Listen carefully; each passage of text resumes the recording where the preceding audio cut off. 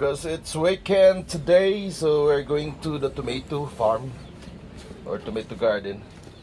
Ayan na namin siya. Of course, magbuta tayo para sa may sumasalubong pa sa atin, no? Ayun, may aso, may manok. Ito yun, guys, yung garden natin. Of course, bit-bit natin itong lagayan natin ng pang-harvest natin. Yes, ayan, may mga bunga na. Doon tayo, sa baba yung mga tomato. Ang daming sayuti, guys. Actually, ito pala yung ideal na ano, panggulay. Yung mga ganito kalaki. Ganyan, no? Ayan, no? Kasi mas matamis siya at makakain mo pati liso. Ayan siya. Daanan muna natin yung nag-iisa. Na ano ko na to, natriman ko na to. Kunti lang yung bunga niya. Ayan, no? And hindi pa pwedeng i-harvest.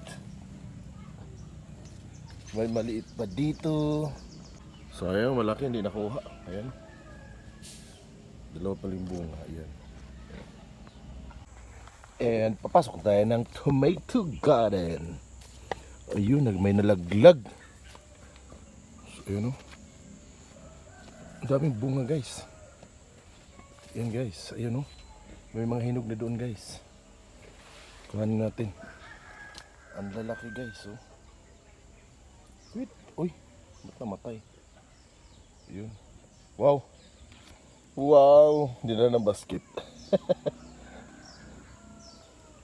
Harvest tayo, konti. Wow. O, diba? Wow. Actually, yung mga hinog, guys, nasa bulsa ko na. Ito yun, oh. Kuhanin natin to. Ito pa. Ang dami. Yan, oh. Masaya. Mag-harvest ka sa ano mo, yung tanim mo. Oo, di ba? Yan, alam mong healthy.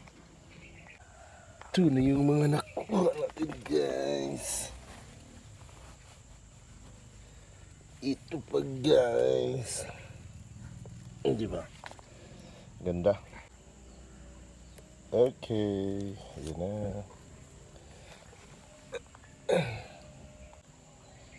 Pick na naman tayo.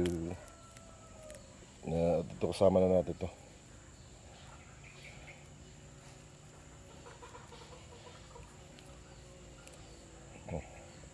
See?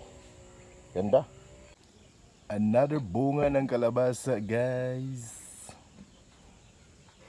Ayan na, humabol sa atin, guys, oh. Yung ating mga aliporis, guys. Ano yan, guys? Magkaibigan yan sila. Nangunguha naman tayo ng sitaw, guys, para partner natin dyan sa tomato natin.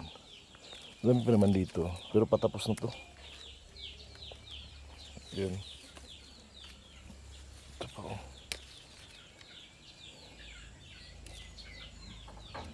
Yang sitaw. Ayan, guys, so naparami. So it's about the experience. Thank you so much for watching. Bye bye.